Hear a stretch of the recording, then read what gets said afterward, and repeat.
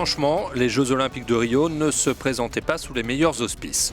Les Carioca n'étaient pas tous enchantés à l'idée d'accueillir un événement aussi coûteux. Certains participants aux épreuves de voile, eux, n'avaient guère envie de se mouiller dans la baie de Guanabara. Au vu, c'est un euphémisme, de la piètre qualité de l'eau. Ajoutez à cela le virus Zika, les menaces pesant sur la sécurité des sites et des logements insalubres au sein du village olympique, et vous comprendrez que l'atmosphère n'était pas vraiment à la fête avant la cérémonie d'ouverture du 5 août. Par la suite, tout s'est bien passé, ou presque, même si la couleur verte de l'eau dans le bassin de plongeon a beaucoup fait jaser.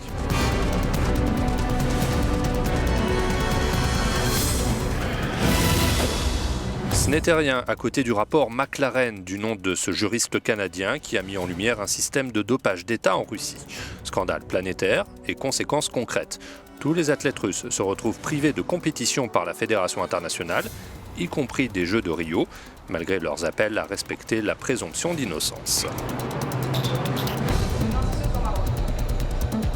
Depuis, le deuxième volet du rapport McLaren a été publié avec des chiffres édifiants.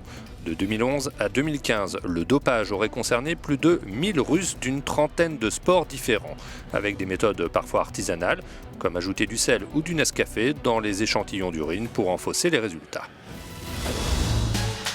Après Londres en 2012, Michael Phelps avait juré qu'on ne l'y reprendrait plus. C'en était fini, disait-il, des sacrifices de l'entraînement et du stress de la compétition.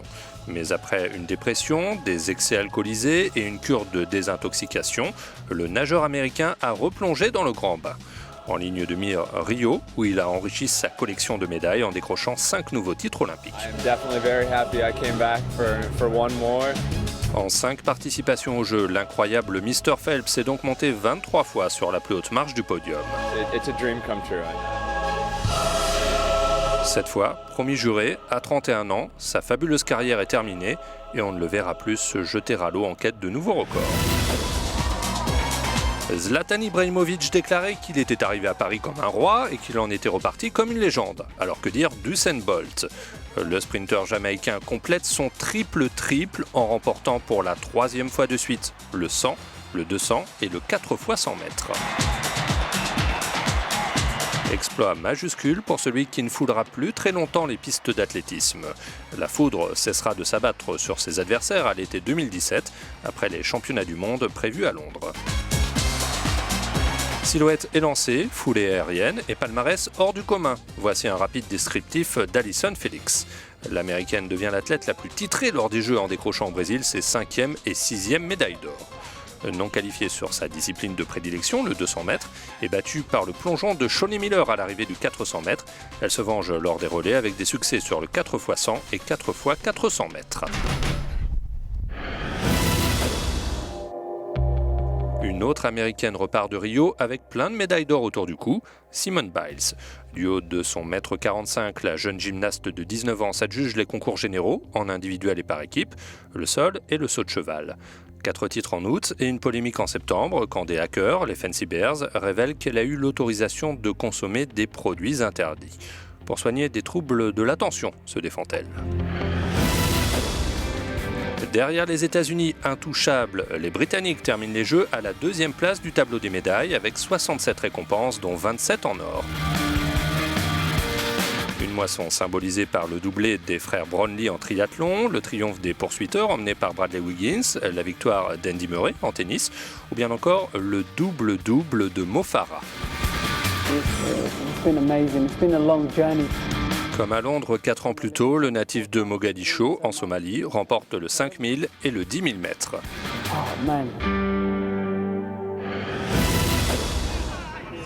Dans un pays où le football est roi, le Brésil a enfin corrigé une anomalie. Avant cette année, jamais la Seleção n'avait gagné le tournoi olympique. Après une entame compliquée avec 2 scores nuls et vierges contre l'Afrique du Sud et l'Irak, Neymar et ses coéquipiers battent le Danemark, puis la Colombie et le Honduras en quart et en demi-finale, avant de venir à bout de l'Allemagne au tir au but dans un Maracana en fusion.